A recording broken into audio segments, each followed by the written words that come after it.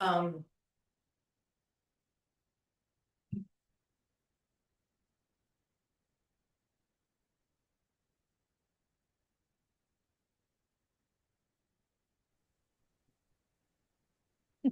just take a minute to gather yourself up, reel in all your thoughts and all your activities, and just be present right here in this seat, in this session,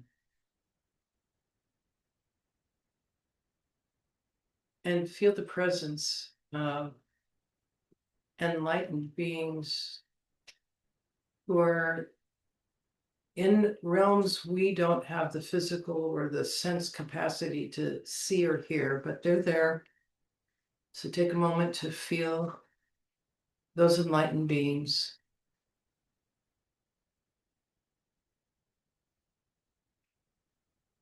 And feel a sense of real joy welling up in your heart that you have come to this world at this time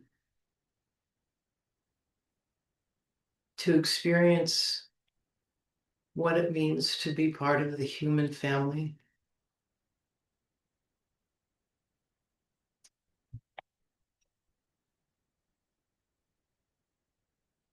And then imagine that human family is surrounding you, which of course they are in every direction, and all sentient beings. And with this sort of sense of amazing karmic connection, togetherness with all the human beings that are in this world, all the beings in this world, and all the enlightened beings with whom we have the karma to communicate in subtle ways that we mostly don't notice. Just sort of feel the unity of consciousnesses that we have this karmic connection with in this place, in this time, and feel great joy that although the storylines don't always go the way our egos want them to, the storylines are moving along.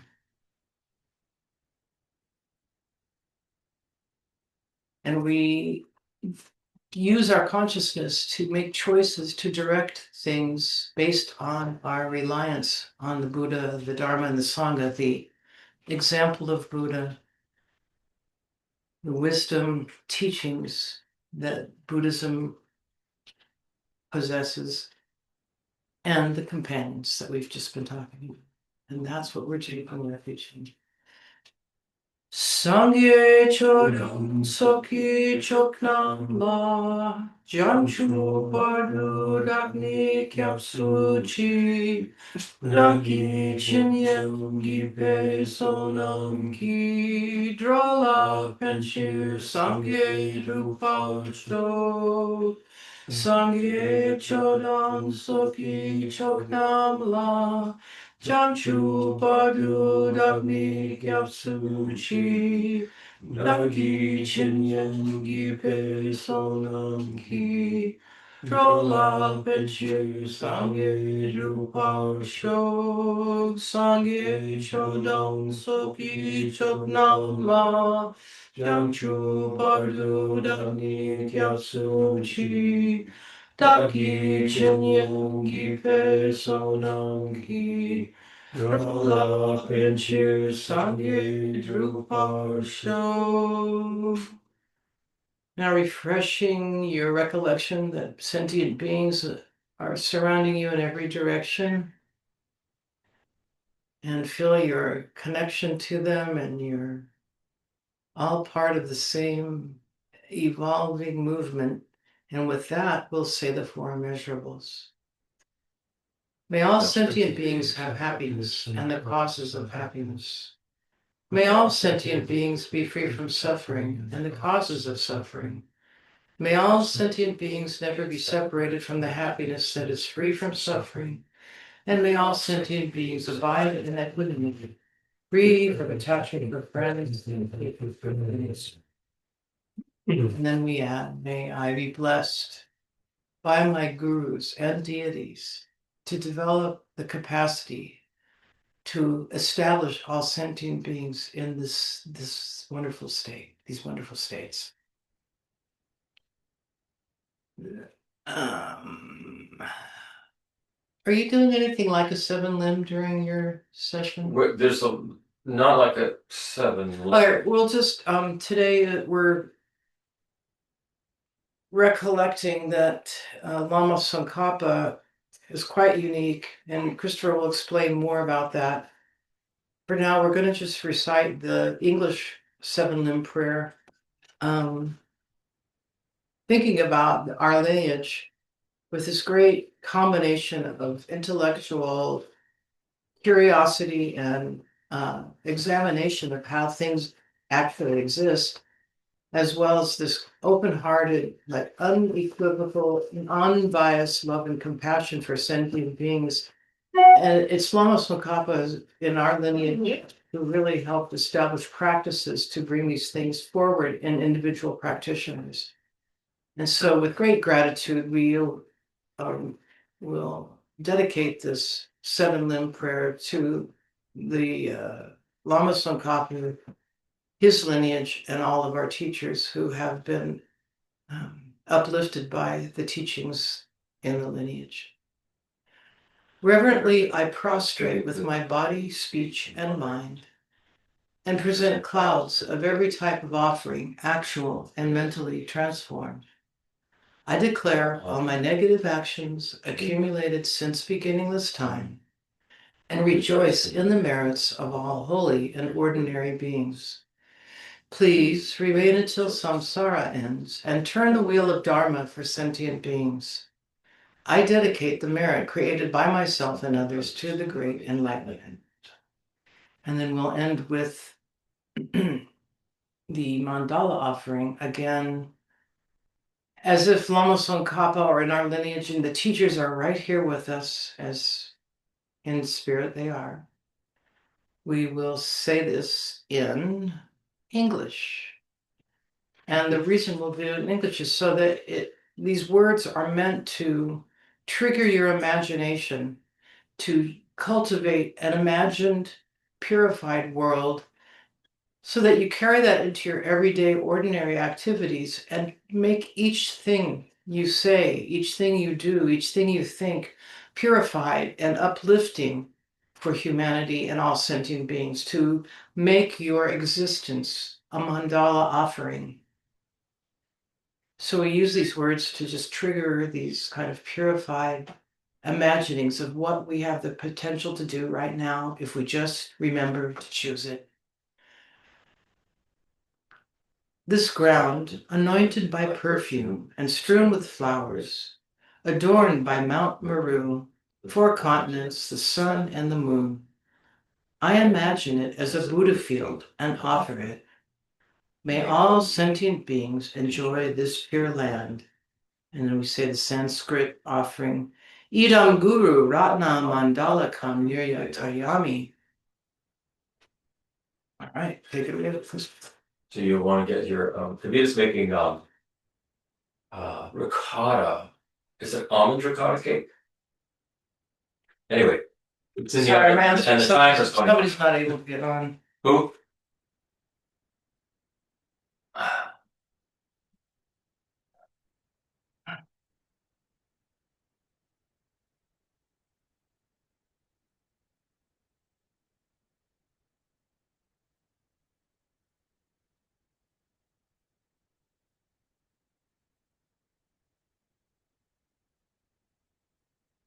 Turn off.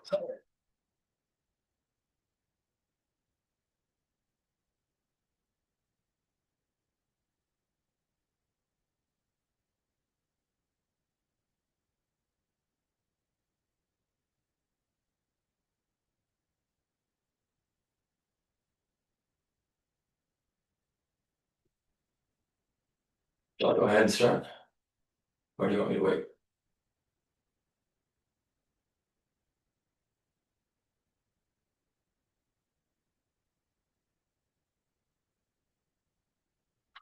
I'm just trying to get Lee on.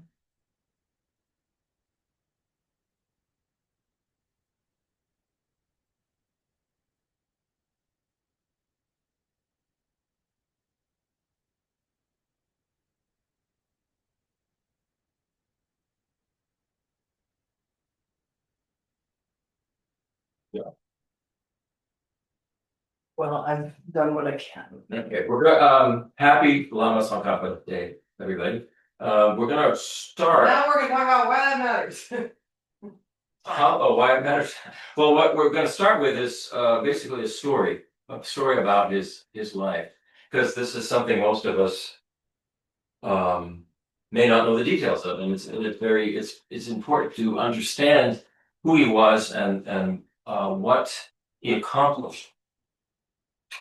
So, Lama Tsongkhapa Day is commemorating a teacher who showed what it means to live a life with clarity and wisdom and compassion and fervent dedication and perseverance. He was an amazing person.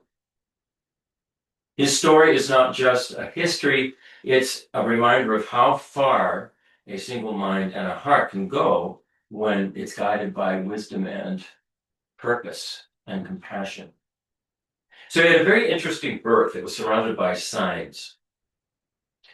Centuries before Tsongkhapa was born, both Buddha Shakyamuni and Padmasambhava, who was called Guru Rinpoche, they predicted the arrival of a great bodhisattva who would appear in Tibet and revive the depth and purity of all of Buddhist teachings, and found a monastery that would become a beacon for generations to come.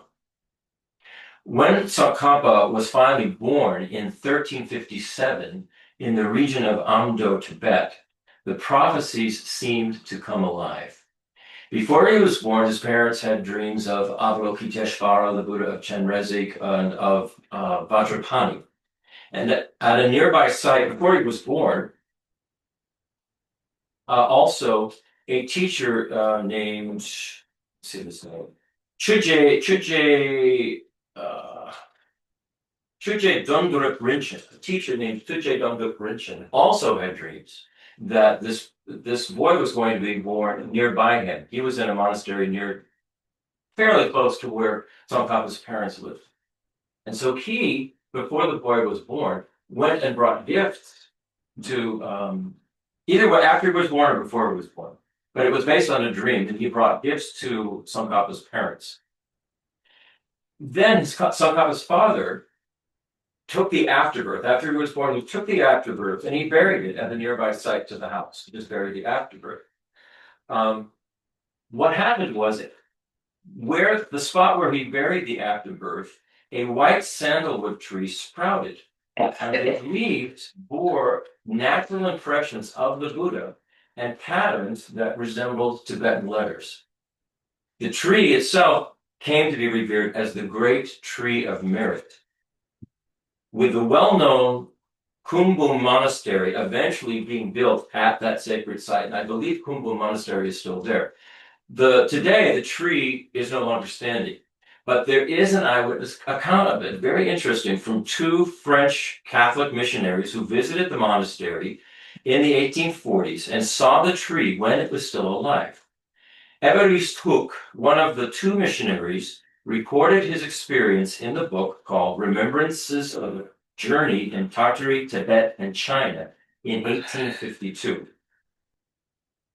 And so this was, the tree, in the late 1300s, mid 1300s, the tree sprouted, and then still in 1852, that tree was there. He says, "We were filled with an absolute consternation of astonishment at finding that, in point of fact, there were upon each of the leaves well-formed Tibetan characters. Our first impression was suspicious of fraud on the part of the lamas. But after a minute examination of every detail, we could not discover the least deception."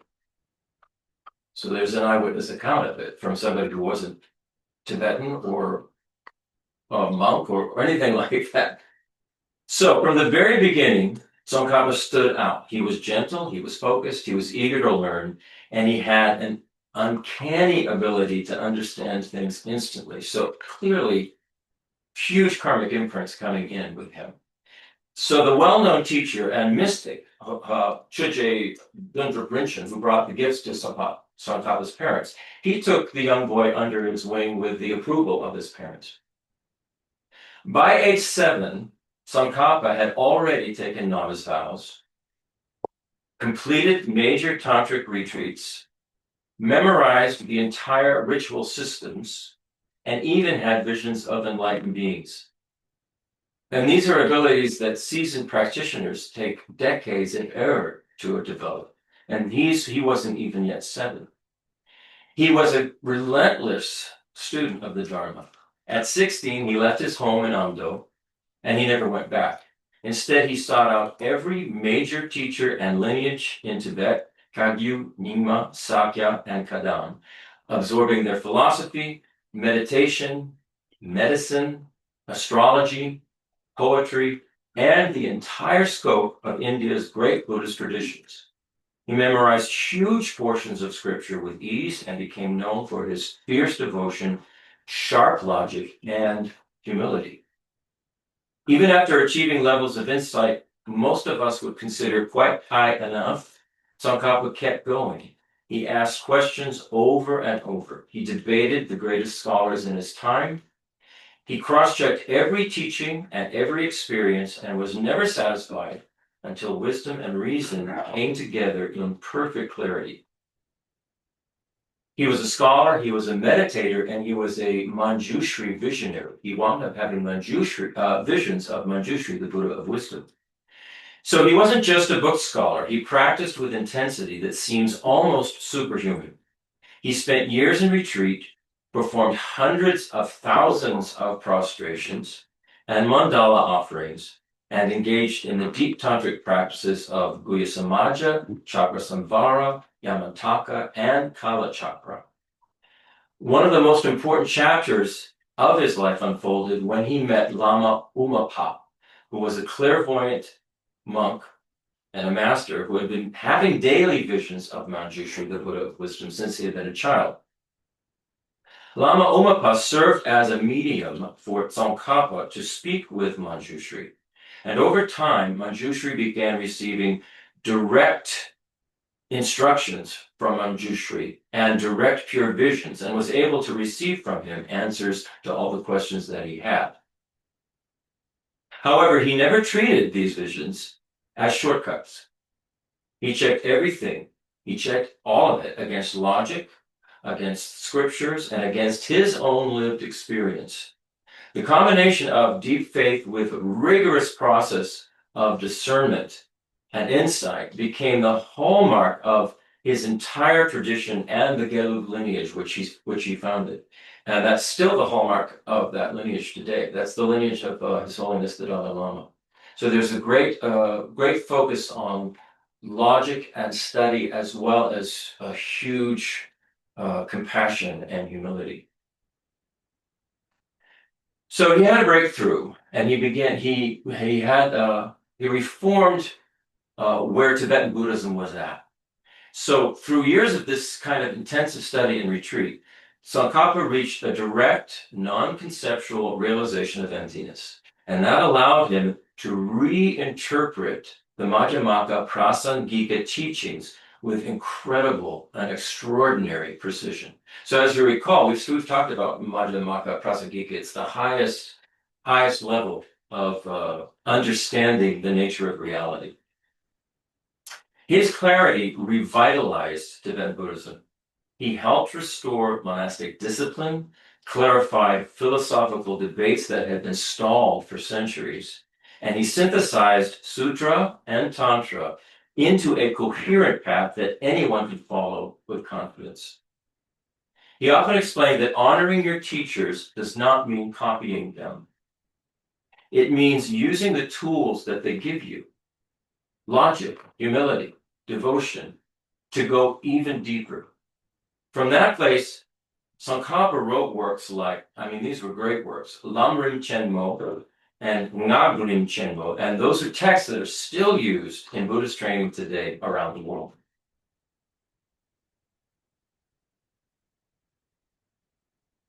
There were 4 deeds that they say are great deeds that he accomplished, and this happened during his later life. He restored a great Maitreya statue, which was emphasizing the Bodhisattva path of compassion in action. Maitreya is regarded as the future Buddha that's going to appear in this world. And there was a statue there that he restored, and they restored it to have the appearance or give the impression of the Sambhogakaya of the Buddha, which is the Buddha, the enjoyment body of a Buddha, which is always here, rather than the Nirmanakaya body is a body that is a Buddha that's actually born in the flesh and appears as an actual body, but the Sambhogakaya is the one that we can sort of access and communicate with just on a prayerful basis. He established a great Monlam prayer festival. He revitalized monastic discipline, and the fourth one was that he founded Ganden Monastery. And that was the seat of the new lineage, the Gelug lineage, which he founded. And that was grounded in discipline, deep study, and integrated sutra tantra training. So he continued writing, teaching, traveling, and refining until the end of his life. His collected works eventually filled 18 volumes. And many of them were printed shortly after his passing, or maybe some even in block prints during his lifetime.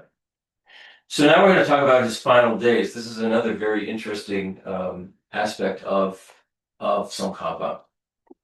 Near the end of his life, Lama Tsongkhapa returned to Ganden Monastery, the place that most clearly embodied what he had spent decades building, which was a path rooted in ethical integrity, clear thinking, and actively lived compassion. By this point, his body was visibly frail. Yet those around him noticed something remarkable. As his physical strength faded, his clarity only seemed to intensify and deepen. There was a quiet sense among his students that something significant was occurring. One day, Tsongkhapa gathered his closest disciples in his residence at Ganden Monastery. Without any ceremony or explanation, he picked up his yellow pandita hat, which was that kind of triangle point hat that has the flaps that come down. He picked it up by the tip, he held it and gently tossed it into the lap of one of his foremost disciples, Gyaltsep Je. He then handed Gyaltsep his outer ceremonial robe, and turning to the group, Tsongkhapa said simply, "Please understand the point I am making here." In that understated moment, Tsongkhapa had done something very decisive. He'd named his successor and ensured the continuity of the Gelug lineage. This quiet gesture became the origin of the Ganden Tripa, which is the rotating head of the Gelug tradition. And it's a system that's designed not around personality or power, but around learning, discipline, and having realizations. And before that gathering ended, Tsongkhapa added one more instruction. He said, everyone should always practice bodhicitta. Then he offered words that were meant not only for those in the room, but for future generations like us. And this is what he said. For those who feel sadness at not having met me in person, I would say this. Read the two great syntheses I have written, one on sutra and one on tantra. Doing so is no different from meeting me directly. In them, I have condensed the essence of all the Buddhist teachings. Even if you had met me face to face, I would have had nothing more to say. So that was a final reminder that the teacher lives on through the practice path, not the memory or the personality, just as our teachers will live on through how we practice the path. Not just the memory, but what we bring forth from what the teachers have given us. It's very touching, and it's inspiring, and it's important to recognize that. So then Tsongkhapa entered Nirvana.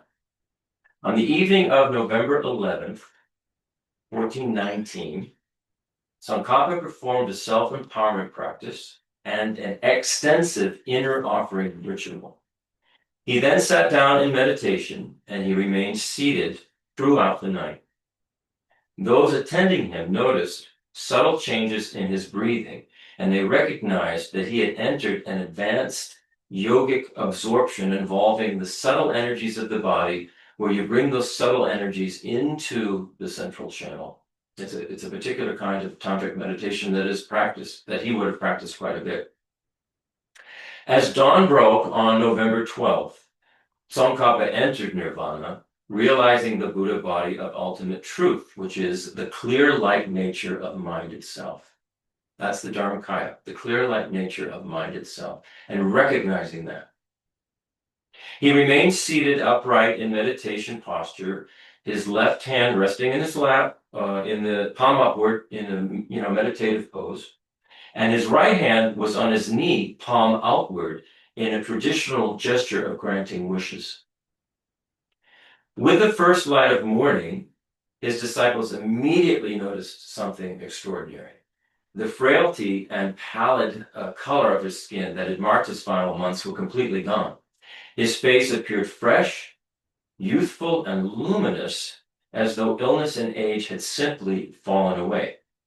Some who were there described rays of orange or golden light radiating from his body, and others saw a soft yellow glow around him. However they perceived it, everyone present agreed this was no ordinary death. Another of his foremost disciples, Kedrukche, later wrote that Tsongkhapa's body appeared to have been transformed. He said, as if a human body had become celestial. And he posed the question openly. He said, had anything like this ever been seen before, and what could explain it? So after his passing, in the days that followed, monks, lay people, patrons, and rulers began arriving at Garland Monastery from all directions to pay their respects. Butter lamps filled the temples. Tsongkhapa's residence and the mountain pathways all had butter lamps on them. So Garland it's this big mountain, and then the Garland Monastery is set towards the base of the mountain. And so they had butter lamps all over the place, and all the windows and on the windowsills and the monastery, and on the pathways going up to the mountain. So what it did was it transformed Garland Mountain into what witnesses described as a reflection of the star-filled sky itself. It sounds like it was just beautiful, just a beautiful sight. For 13 days, Tsongkhapa is said to have remained in what's called tuktam, a deep meditative state on the mind of clear light following death. And perhaps you've heard this. There are a number of teachers, even teachers we know, some of them have spent, Geshe Drachma was a week in this tuktam without any kind of visible change in his body. Whereas normally when someone dies, I mean, I remember when my mother died, it was like within minutes her color had changed. It was clear that everything was different. Rigor mortis had set in. It was like she's no longer there. So when these monks are experiencing tuktam in this clear light meditation, their consciousness is still functioning, and the body still remains sort of fresh. And sometimes there have been cases, I think, some have gone as long as a month. I think there are cases like that. So he had done this for I think 13 days. And during that time, while he was in tuktam, the sky above Garland remained perfectly clear. The air was still. Gentle breezes moved across the slopes. And rainbows appeared repeatedly over the monastery and in the valleys below. So these events gave rise to what is now known as Ganden Ngamchip Chenmo, the great Ganden celebration of the 25th, observed each year in late November or December. Lama Tsongkhapa Day is what that's referring to today. And it's marked by the lighting of lamps and candles on rooftops and windowsills, a kind of festival of light, which honors not only Tsongkhapa's passing, but the clarity and the light that he brought to the world. So in the end, Tsongkhapa didn't leave behind a mystery to worship. What he left behind was a clear pathway to walk, and a clear pathway for understanding. And in that sense, a very illuminated path. So now what I wanted to talk about is how Tsongkhapa relates to Nagarjuna and how Tsongkhapa illuminated the intent of Nagarjuna's teachings on emptiness. There's even a book by that name. Illuminating the intent, but that's a commentary I think that he makes on Chandrakirti. But Lama Tsongkhapa really explained Nagarjuna in a way that was not understood clearly before. And that totally relates to what we were studying, Nagarjuna's precious Garland. So Nagarjuna, Lama Tsongkhapa understood emptiness as something that is deeply practical, grounded, and very liberating. Something that actually changes how we live, how we relate with one another, and how we suffer or don't suffer. Nagarjuna gave Buddhism one of its most radical insights. That things, this is Nagarjuna. Nagarjuna gave Buddhism one of its most radical insights, that things do not exist the way we instinctively think they do. Lama Tsongkhapa spent his life making sure we don't understand that insight and accidentally fall into confusion, nihilism, or some kind of passing by a spiritual sense of love and compassion because we're caught up in what the emptiness is all about. Because emptiness actually supports love and compassion in a huge way.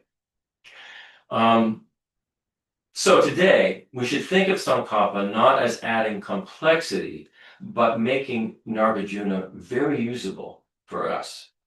So here's Nagarjuna in one sentence. His core message, Nagarjuna.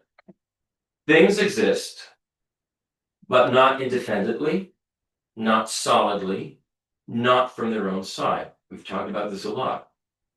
Everything arises through causes, conditions, parts, labels, and relationships. There's not a thing that stands alone, on its own, by itself, unsupported by anything.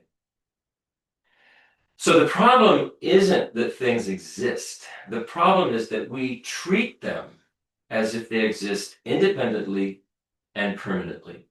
It's just sort of like we come out of the bag thinking that, and that's the way things appear to us. They literally appear to us as if they're all separate and solid and independent from us.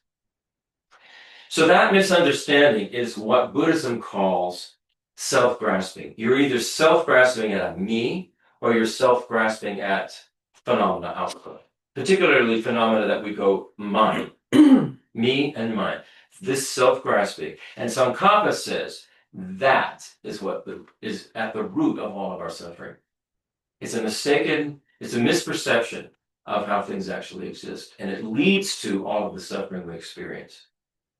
So why Tsongkhapa stepped in here is that during his time, people were arguing fiercely about what emptiness meant, what it was. Some were saying if everything is empty, then nothing really matters. And you hear this still today. I mean, I can't tell you how many times I've heard over the years people say, well, it's all empty, so it doesn't matter. And that's a complete misunderstanding of what emptiness is talking about. It totally matters. I mean, it totally matters. Others in his time were saying, yes, things are empty, but really, there's got to be something. There's got to be something solid underneath. What does emptiness look like? What does it feel like? So there's still that kind of mistake being made among many of us. We think emptiness is a thing out there that we have to attain or reach, and that's also a misunderstanding of what emptiness is. Tsongkhapa saw both these views as mistakes, and his mission became very clear: to show what Nagarjuna's emptiness, to show that Nagarjuna's understanding of emptiness avoids both of those extremes. It's not nihilism, that nothing matters, nothing exists, and it's not some kind of realism that things exist independently by their own side.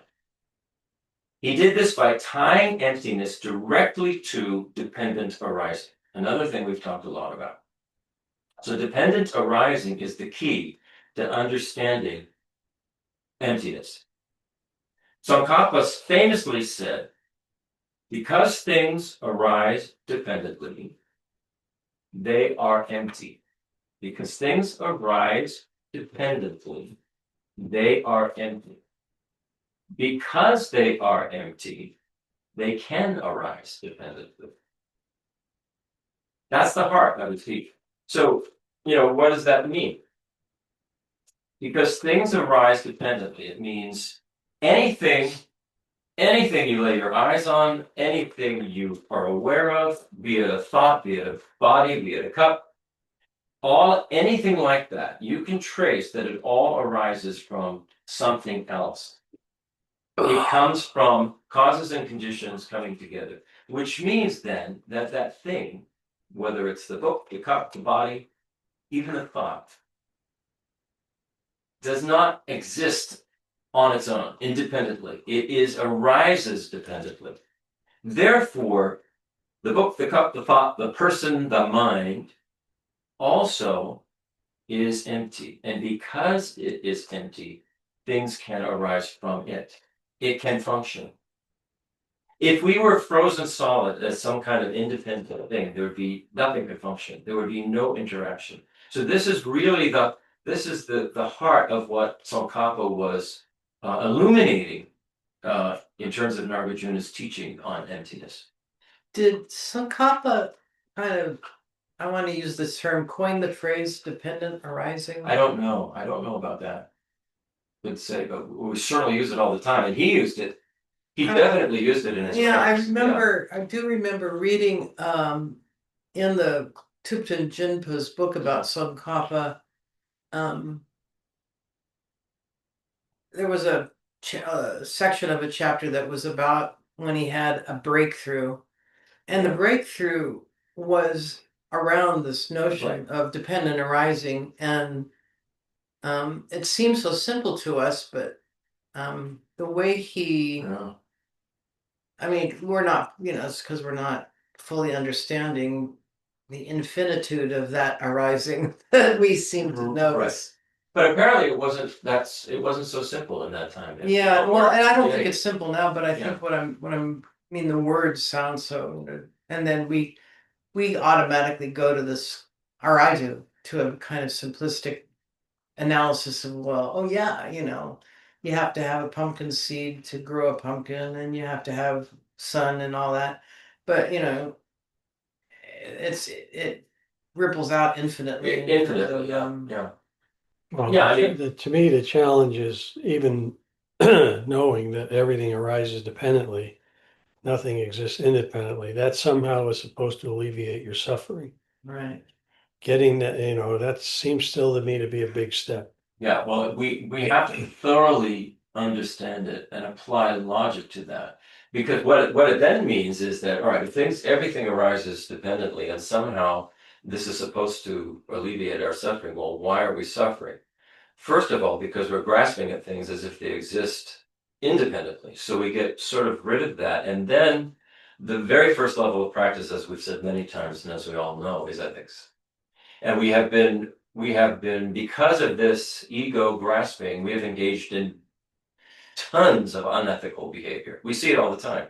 We ourselves do it. We're practiced at it. So we have to practice at undoing that and engaging in ethical behavior, because that is the way non-suffering, or we would say happiness, will dependently arise through ethical behavior of body, speech, and mind. That's the start. That's the very first level of practice.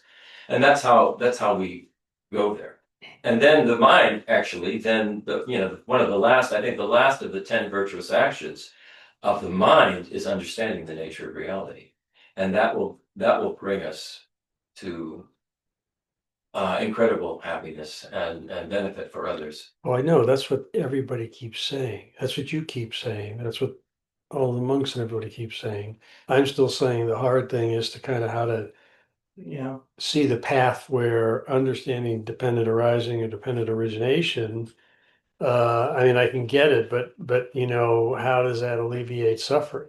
Well, it comes down, I mean, and we'll get to that in All right, this, we'll get to that this. then. Well, I mean, I suppose It's where the rubber hits the road for us. It really comes down to our relationships, our reactions with one another, I mean, whether we react or respond. yeah. You know, So how does impermanence fit in there? Because that to me seems like an easier way to understand what is alleviate suffering. because everything changes, impermanence. Right. Everything is So, constant. but how do you get from emptiness to impermanence? Emptiness is just a lack of inherent existence. So impermanence means things are constantly shifting due to causes and conditions. Nothing will remain the same. It's just part of the whole same Yeah, process. I think I've heard it said. Well, I do. Geshe Drapa said way back when that emptiness was kind of one of the. Yeah, I guess I'll use the term proofs of. I mean, impermanence is one of the proofs.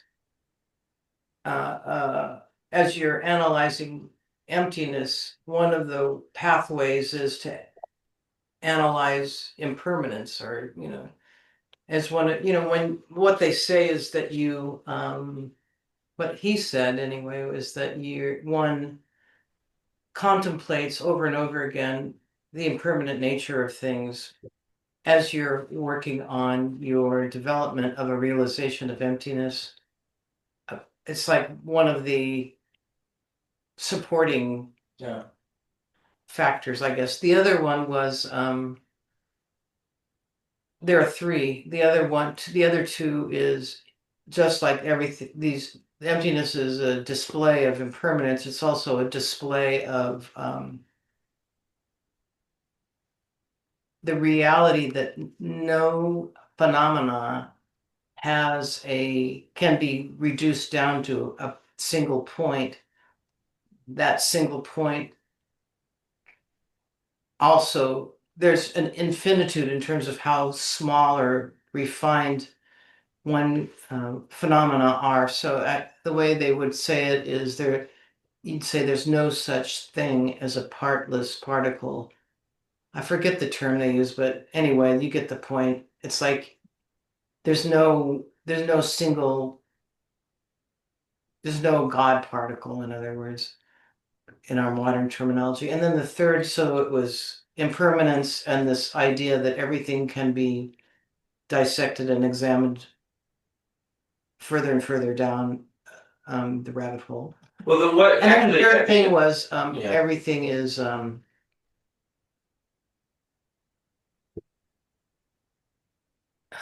permanent. It has to do with dependence.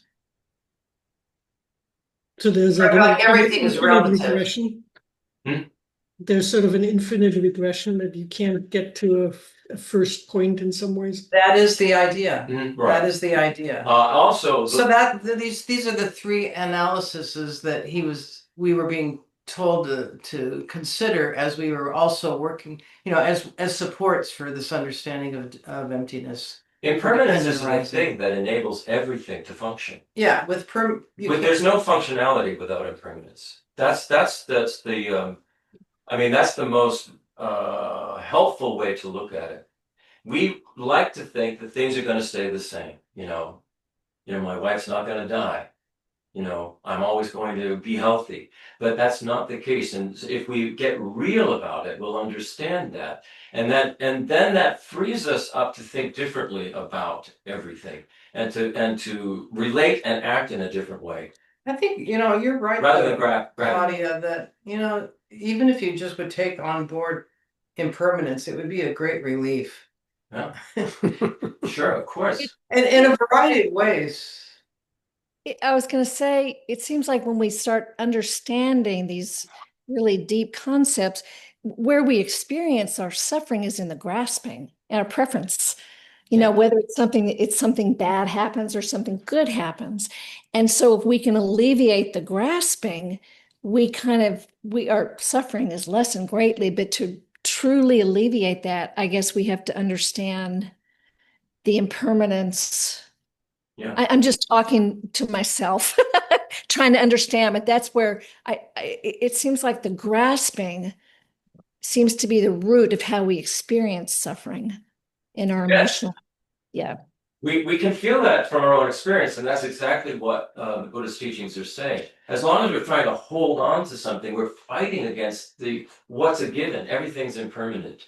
Everything is changing. If we can accept that and then live with that and not grasp, I'm I think sort of we'd be thinking of happy. this example that illustrates exactly what Merritt was just saying. I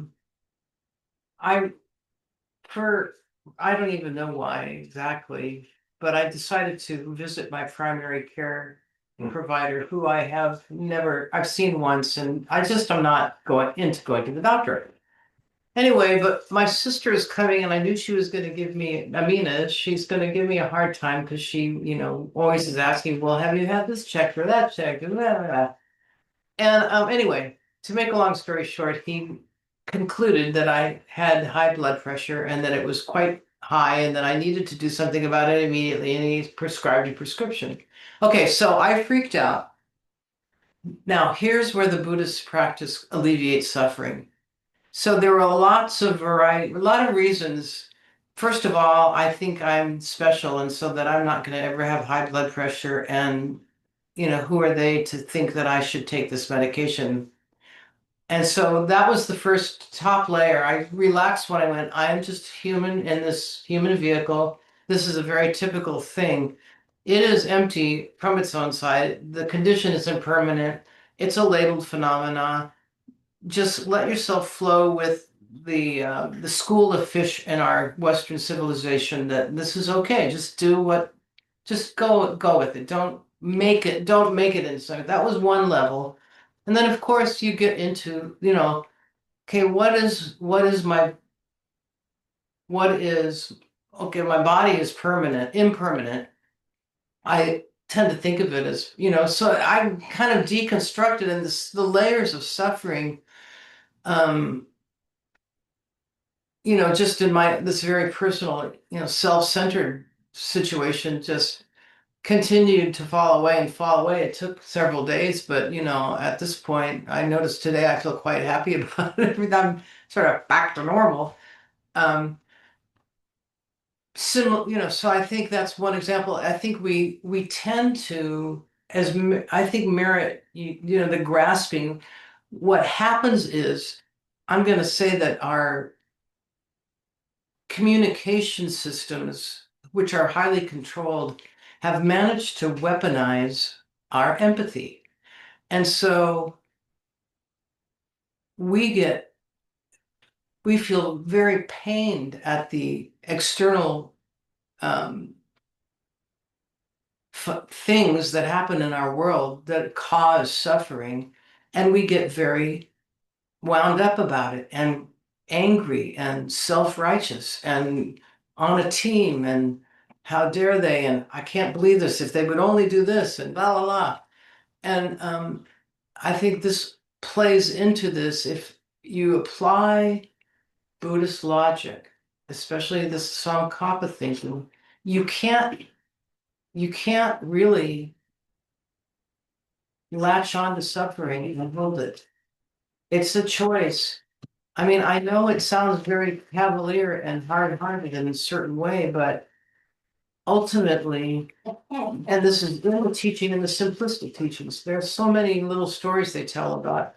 Basically, we have to just go, all right, things exist in a dependent way. Karma is inexorable. Karma is. So no sentient being is experiencing anything that they haven't participated in the creation of.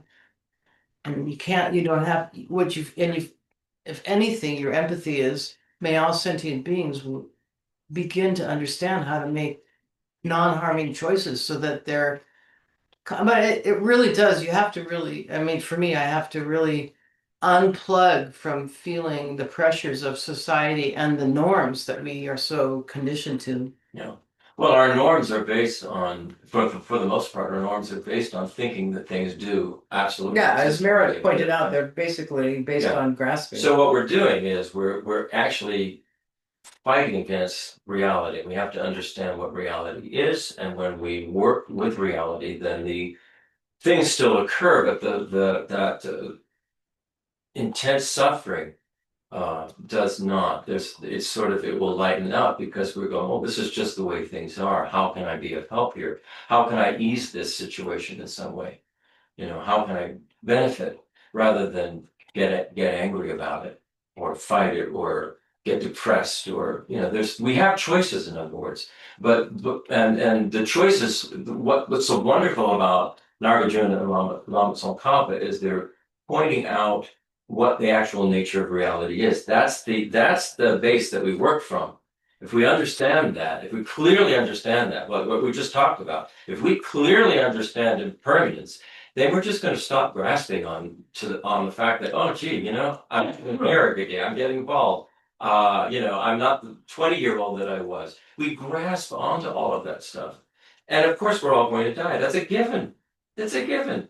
So we work with that rather than fight against it. We work with it. Anyway, yeah, let's go on. If you remove all of the causes and conditions for something, just pick anything, because just pick anything. Pick anything you like, your phone, your body, whatever, your job, everything. Everything is this way. Everything depends on parts. Everything depends on causes. It depends on people. If you're a person with a mind, it depends on other people. It depends on social agreement. We agree that's a couch, that's a phone, that's a computer. We agree. It depends on social agreement. It depends on language, and it depends on your own mind labeling it. If you take away all of those things, what's left? There is nothing left. There is no thing, no inherently existing thing left at all, because it is all, everything is a dependent arising in those ways. If you analyze it, but that's not the way we go about dealing with things, or that's not the way things appear to us, and it's not the way we think about them, which causes that grasping that you were talking about, Mary. I mean, it's exactly what the Buddhist teachings are saying. That's the problem, the grasping, trying to hold on to it, not to, I don't want this. I was just thinking about this with regard to experiencing life in our society, and our awareness of everything going on. I think it's really heartbreaking that so many humans, sentient beings in general, but let's talk about humans, are on some kind of conditioned autopilot, not even aware that they have choices, the autonomy to choose. So there's a lot of just being swept into your family and your culture and your community, and Right. The metaphor I think of for myself is it's as if I'm standing at the bow of a speedboat on the ocean, and the speedboat is going 100 miles an hour, and I don't even have my hands on the wheel making choices. I'm just letting the circumstances make choices for me, because that's the norm. It's kind of heartbreaking that this is part and parcel of this samsaric existence. It's part of why it's so cyclical, because we never do until we put our hands on the wheel of the boat, to start steering. I think that's actually the beauty and the power of the Buddhist path, is that it's allowing us, through logic, through recognizing what our actual state of existence is, it's allowing us to take the wheel and make choices, and control our responses in the way we want them to be. It's like what you're saying, when you're brought up in a particular family, and the family has all of these ways they think about stuff, and you feel like, oh, I have to be like that. I have to fit in with that. And yet, say you don't fit in. Then you feel like, oh, there's something wrong with me. When there actually is not. It's because we're being told we need to fit into a particular way when we actually can loosen up with all of this and not treat. I mean, of course, if something's harmful, yeah, that's harmful, and you need to stop doing it. But if it's not harmful, what's wrong with it? What's wrong with it? You know, I think we have to learn to be able to think for ourselves and expand our awareness of things so that we don't fall into the trap of going down this chute that the society is telling us this, or my family is telling us this. And, you know, you think for yourself based on reality and what's correct and what is beneficial and what is non-harmful. You know, and I think that's a beautiful aspect of the Buddhist path that I have not seen in hardly anything else. You know, Circling back to Brian's comment, thinking about just suffering in general, I think I just noticed for myself, it's much easier for me to de-escalate and deconstruct my own personal suffering, things going on in my life that I don't like and that cause me suffering. I can use the Buddhist teachings quite effectively, I feel. However, I notice that with external circumstances, with others, with the big problems out there in the world or in my family or whatever that I have no control over, this is where I get frustrated, and I think this is why it requires a lot further thinking.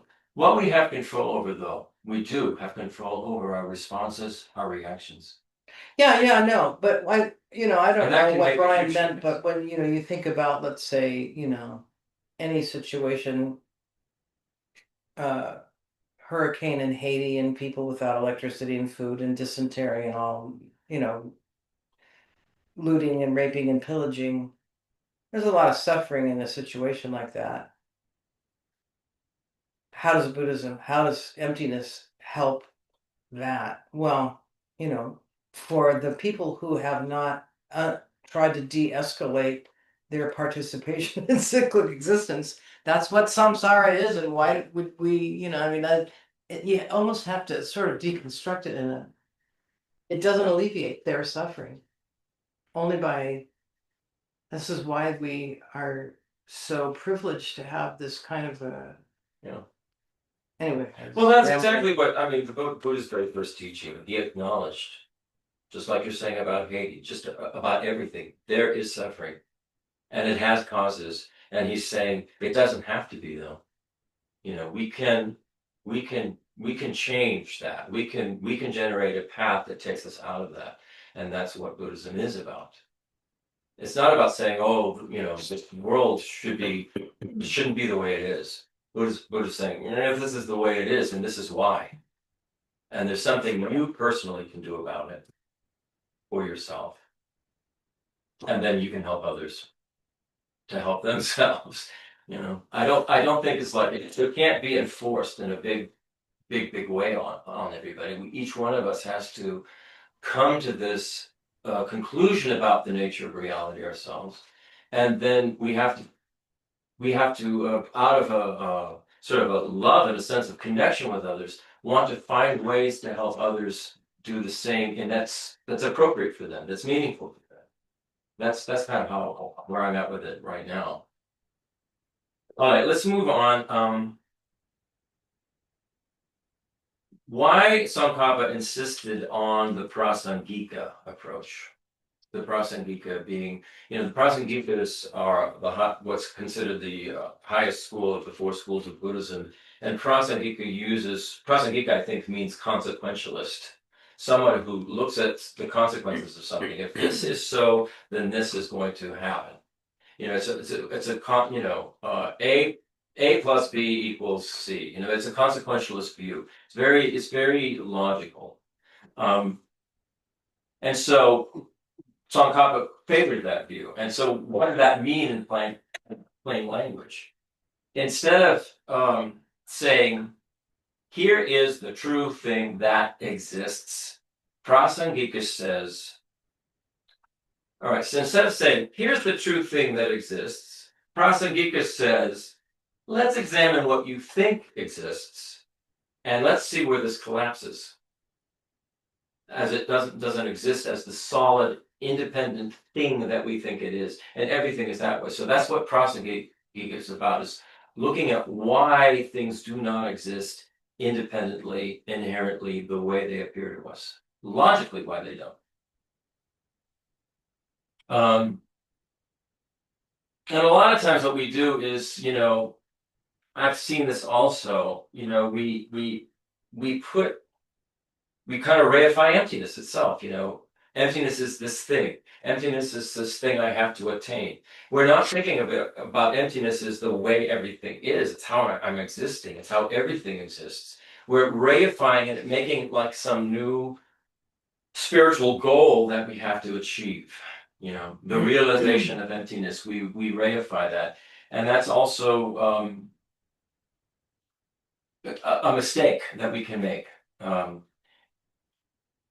So Tsongkhapa's approach is undercutting all of that tendency that we have, no matter what it is, to then concretize it, to reify it, to make it a thing that's stuck and permanent. He says, don't turn emptiness into your new belief system. Don't use it as a spiritual shield that you hold. Otherwise, you're going to find that you're grasping at emptiness. We can even grasp at emptiness. So he's warning about that. So how does this actually change our lives? What happens when the actual view of emptiness begins to settle in our mind? Well, Lama Tsongkhapa says things still appear, but they're going to feel lighter. They're not going to feel as heavy as they do to us. Emotions will still arise, but those emotions won't define us. They won't define who we are.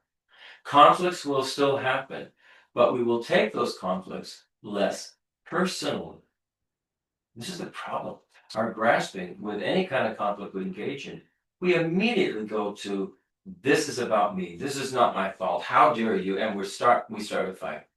And if we have this view of everything is a dependent arising, nothing exists inherently, it gives us a little space to not go immediately to, it's not my fault, it's your fault. This is what we normally do. If we see that our thoughts, our identities, and our fears are dependently arisen, then all of that starts feeling less absolute, less concrete, less unchangeable. Like going back to what Claudia said, everything is permanent. It all can change. It really depends on how we think about it first, and then how we act, how we behave on that, on the way we're thinking. So, when we see that everything is dependently arisen, it creates a little bit of space. And in that little bit of space, compassion becomes a little bit easier for us. Our flexibility increases. Our defensiveness lessens. And we feel more responsible. We feel more responsible and more capable of making changes, significant beneficial changes. And so why does this matter to us right now? So right now, as Kavita alluded to, we're living in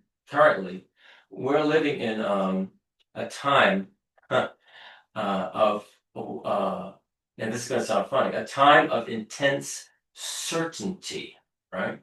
But the certainty is not about clarity. The certainty is not about wisdom. This certainty is about how quickly we get locked into fixed positions in the world today. We get locked into these fixed positions. We get locked into fixed positions about ourselves, about others, about what the world is, how it should be, and how it shouldn't be. And then these locked positions become camps, where this camp is against me, I'm for this, I'm going to stick with this camp, they can stick with their camp. And this is totally, it's totally a mistake. If you look, we look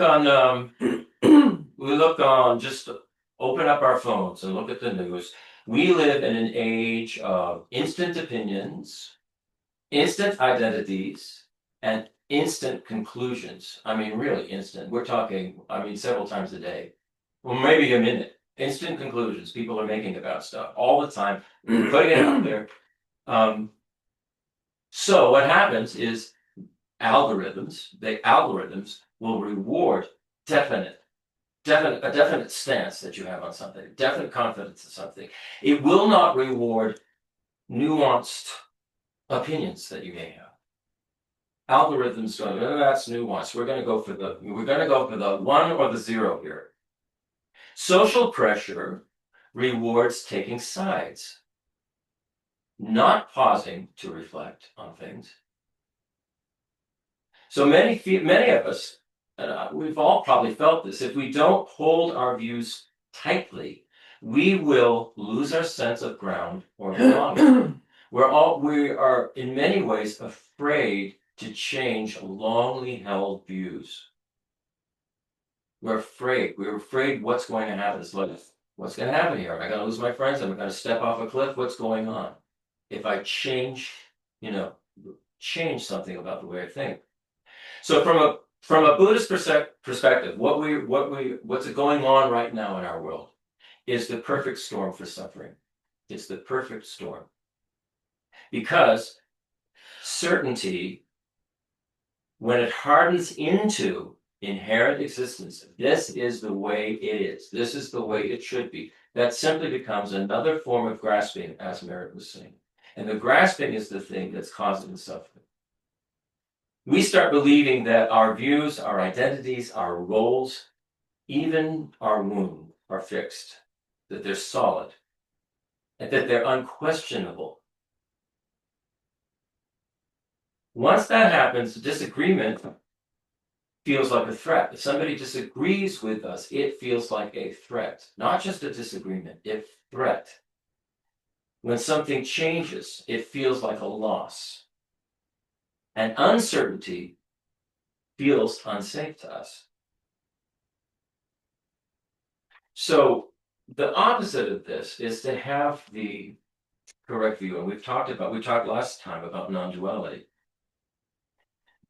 Non-duality, I think we said last time, it doesn't make us people who never get upset or confused again. Life will just keep happening. Other things will still challenge us. Decisions will still have to be made. But the underlying sense of a constant struggle going on loosens when we recognize everything that goes along with what non-duality is talking about. Like Claudia mentioned, impermanence, everything changes. That's just the way it is. It's just the way it is. It's almost like, grow up. That's the way it is. We have to work with that. We have to deal with that. Everything is dependently arisen, and therefore it is interdependently connected. And when you take that on board in a very large sense, it only increases what would be compassion. When we recognize that everything's related to everything else, how can we keep warring with one another and pushing away from one another when that's actually going against the grain of reality? We have to make some changes. We have to be kinder. We have to be more open. We have to be more understanding. We have to be wiser.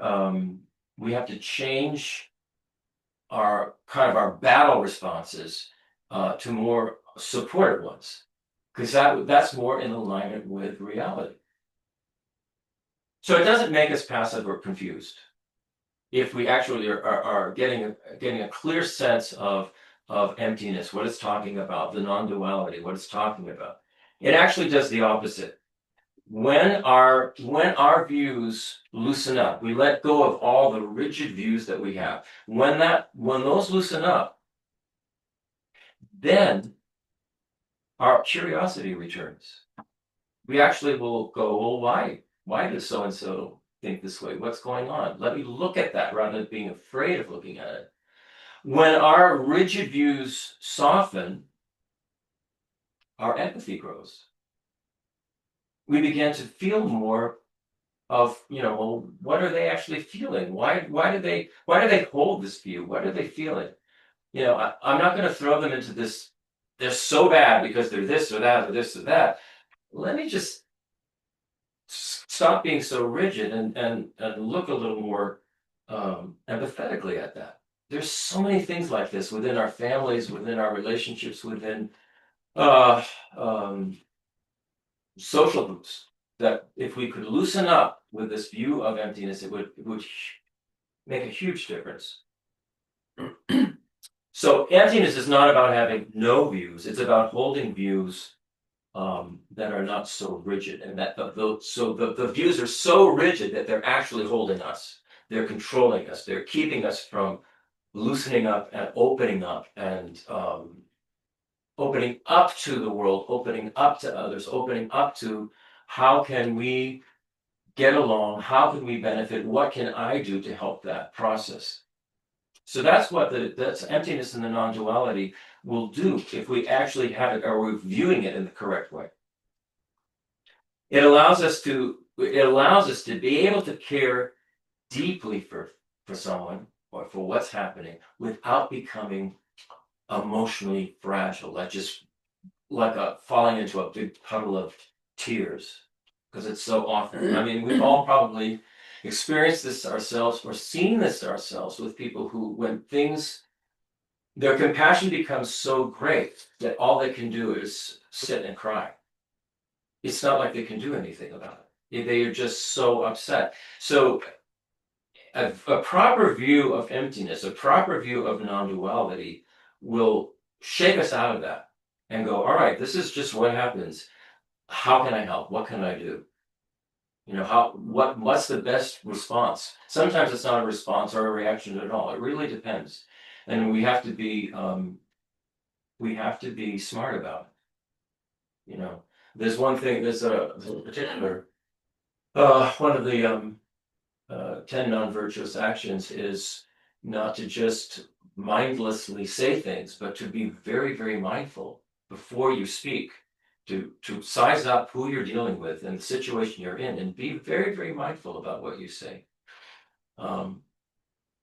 Using the logic of emptiness, using the logic of interdependence, using the logic of we are all in this together, using mindfulness in that way. So we can stay engaged with others without, the whole thing turning into some kind of battlefield. Let's see where we're at here. So that's why Tsongkhapa's understanding of Nagarjuna matters so much right now, because the way the situation that the world is in. I mean, it always has been, but we're in our own particular version of it, and we can certainly see how disturbing it can be. It can be. So it offers us a way to live in a very complex, polarized world and still have some kind of clarity about what's what, and have compassion for what's, the suffering that's going on. And at the same time, we don't have to, harden our minds against others or lose our heart or our empathy. So here are just a few questions. Doesn't have to open up for discussion. It's just something to think, something to ponder here. Can you think of a time when something felt solid and fixed about yourself or your life, but later turned out to be more changeable than you thought? And if so, what was it that shifted?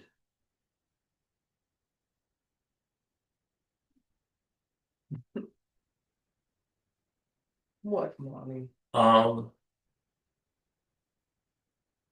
Where do you notice this intense certainty showing up most in your own life, saying this is the way things are? Where do you notice it? Around identity, your opinions, your relationships, or your expectations of yourself. That's huge. We have such high expectations of ourselves. I think we need to be very, very realistic. We're in process here. We're learning, we're getting better, but we shouldn't hold ourselves to such a high standard. And then when others don't meet that the one that we're holding for ourselves, criticize. It causes a lot of trouble. And here's another one more. What happens to empathy when we remember that everyone's views, everyone's reactions, and everyone's struggles arise from conditions, not fixed selves?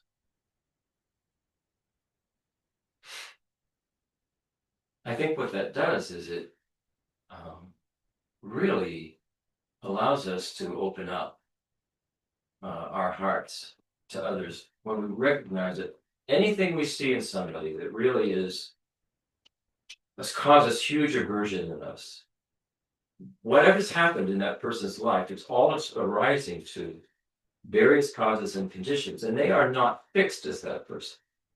So it allows us to not immediately, slam them or be averted, not even deal with them. This is how emptiness, a proper view of emptiness can help us. So I want to do any discussion here. I wanted to just do a kind of a short closing meditation, and then we would be done for the day. But any I don't know, any of your own observations on this being Lama Tsongkhapa Day, and the thing that he really brought forth in a big way was clarifying what emptiness means, Nagarjuna's teaching, and then going about it in a very what the Gelug's do is a very systematic, very logical, very structured way, and at the same time look at His Holiness the Dalai Lama, a huge heart of compassion.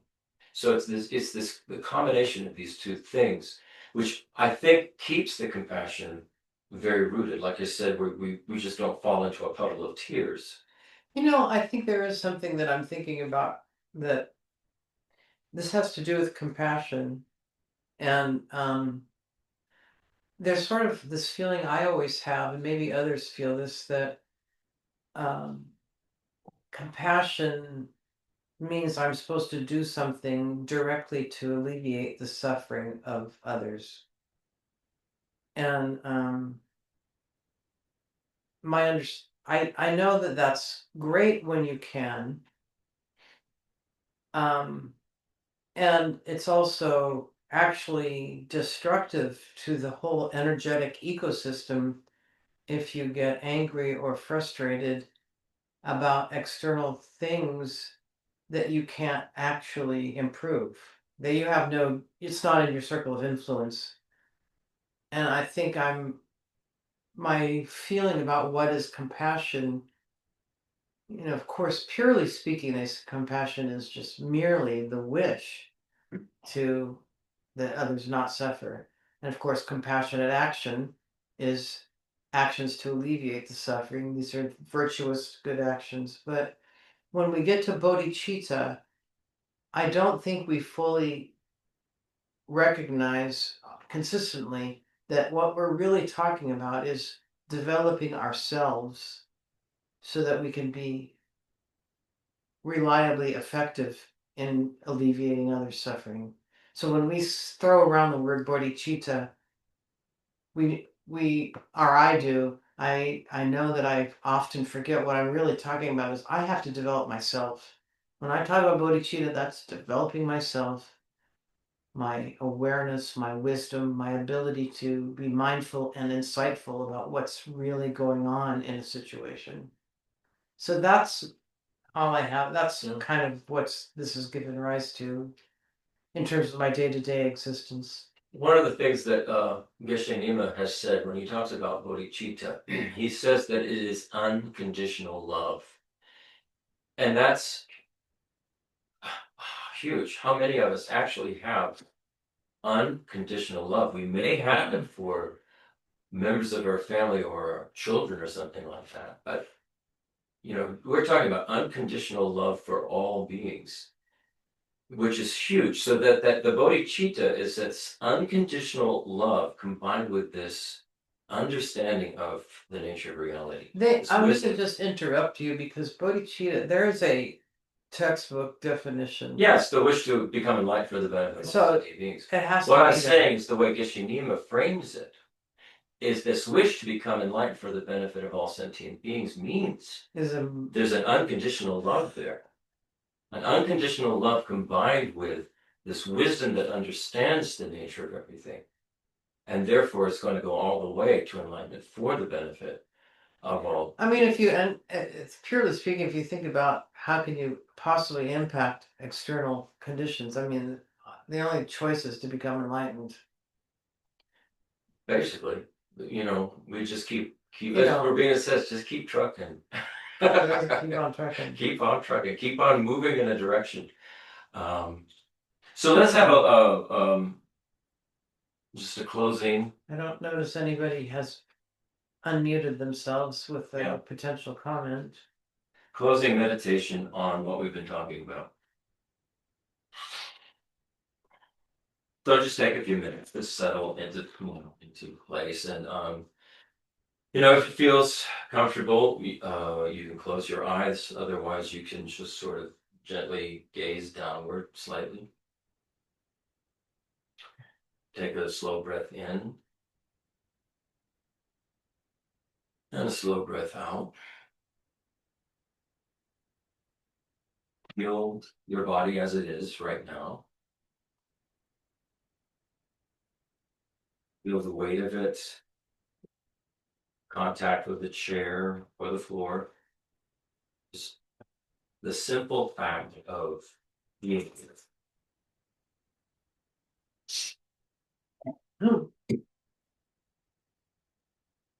There's nothing to fix. There's nothing to achieve. Just let this experience occur.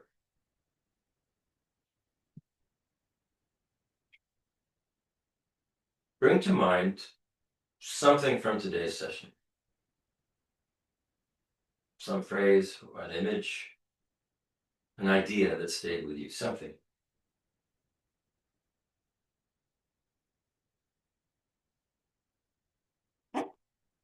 Don't analyze it. Just notice it. The way you might notice a sound passing through the room. Just notice it.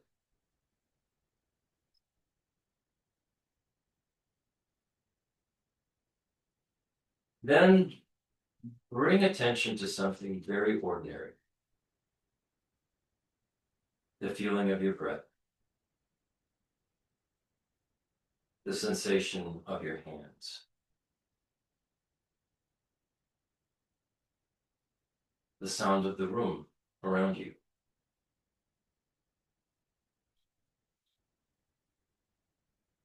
Notice how this experience is happening on its own, arising through many conditions without you needing to manage it.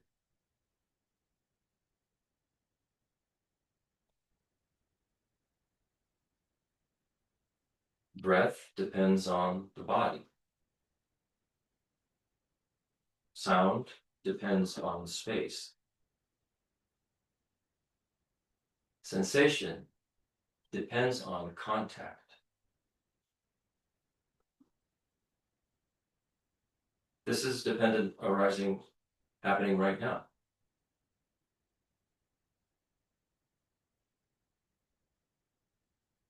Now, bring to mind something that feels very solid. Very solid. Perhaps a role that you play. An identity that you carry.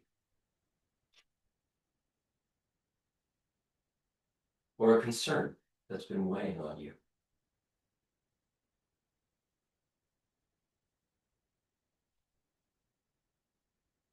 Again, there's no need to judge it. Simply notice how this experience is made up of thoughts, memories, feelings, and bodily sensations, all arising together.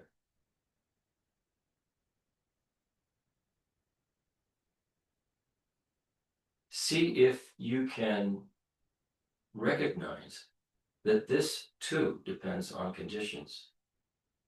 Nothing here is frozen. Nothing here is standing alone.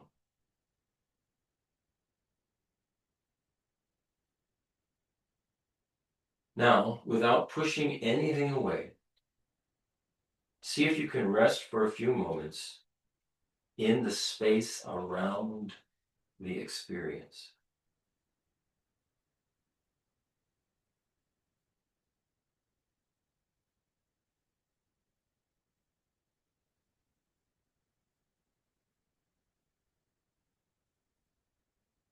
Thoughts may continue, feelings may still be present, but notice they don't need to be held so tightly.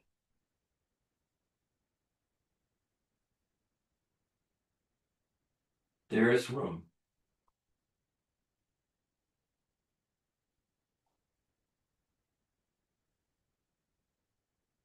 So emptiness is not an absence. This is emptiness as openness. Emptiness is very open.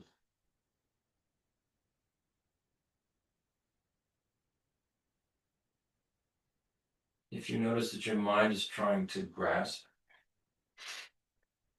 to understand, to label, or control, that's okay. Simply recognize it and let it go.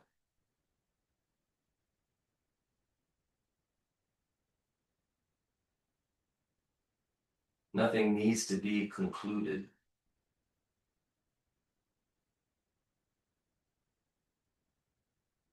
Now, allow a very gentle sense of warmth or care to arise for yourself, just as you are.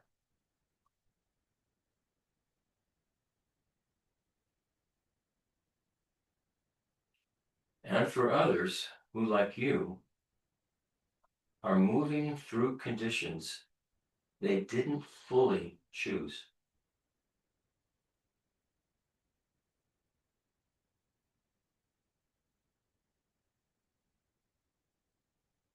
If it feels natural, you might silently reflect, just as I seek comfort and understanding, so do all beings. So does everyone.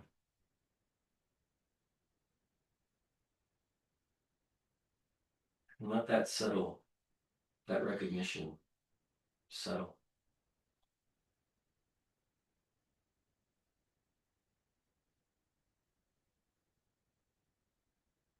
We'll take one more slow breath in and a long breath out.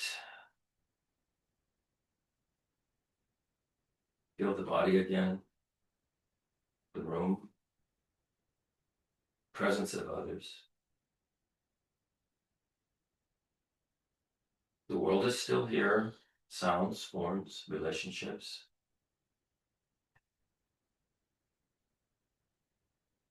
But try to think of it as having more space, more freedom. Try to have this sense of openness stay with you.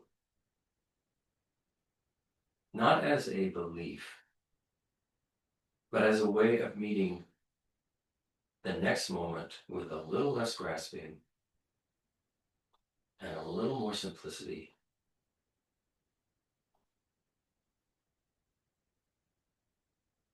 understanding.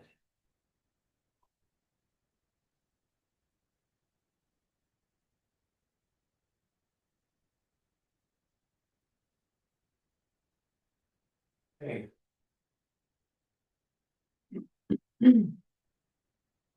We done? Yep, Or- I'm done. I think that's it. That can be particularly effective if you start with yourself. Start with things about yourself that you that weigh on your own mind. Because if we're able to be kind and open with ourselves, we can definitely do it with others. Definitely. Okay, so closing. Due to this merit, may we soon attain the enlightened state of Guru Buddha, that we may liberate all sentient beings from suffering.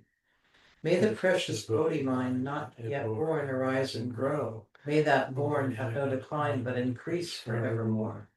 May the view of emptiness not yet born arise and grow. May that born have no decline but increase forevermore. In all my rebirths, may I never be separated from perfect spiritual masters and enjoy magnificent Dharma, completing all qualities of the stages and paths. May I quickly achieve the state of Vajradhara.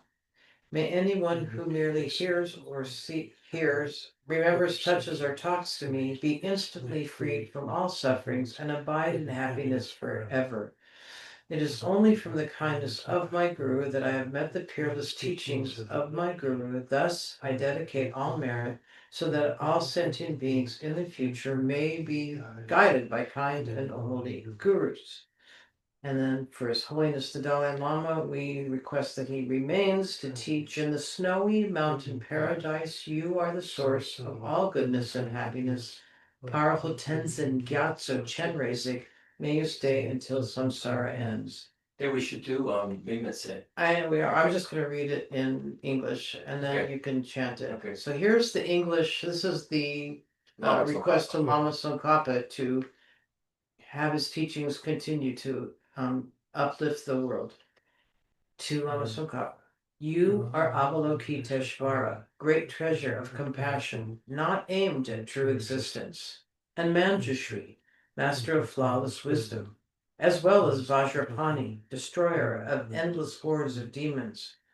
Crown jewel of the land of snows, I make request at your holy feet. Mingmetse wete Chenrezig. Dreame Gembe Wangpo Champe Yang. Dukuma Lu Zhongze Sangwei. Ganshen Kepe Tsugen Tsongkhapa. Lo Sangrape Shabla Solwande. In all my lives, may I never be separated from true lamas and enjoy the splendor of Dharma, fully perfecting the virtues of levels and paths. May I speedily attain the state of Vajradhara. Okay. Happy Tsongkhapa Day, everybody. I will say, I've learned all these mantras and prayers in a certain way with certain language, and you seem to mix them up every time we do them. It happens that way. It's just, You can do They're them. all over the place, Brian. You just get a different sheet. Actually, it's Website. intentional, so it doesn't, so one doesn't lapse into autopilot. oh, okay. Well, may I, or please, even small Oh. words, Yeah. I wanted to say, That's right. this will be the last class before we get to New Year's, because we Okay. have family coming in next week, and then so we'll be on break. We'll be on break for this, and I'll get the video and the study guide from last week, which was on non-duality, and then this one this week also. I'll get those out, and then then we'll be back on the new year. Thank you guys so much. It's always just perfect. Our pleasure. I agree. May the force be with all of us. Yes. Thank you, Bye-bye. Crystal Vida. Okay. Thank you, Thank you. guys. Thank Bye, you, everyone. guys. Happy See you. holidays. Yeah, Happy same to you all. holidays. Everybody, have a great holiday. Have a great Yeah. holiday. Great New Year.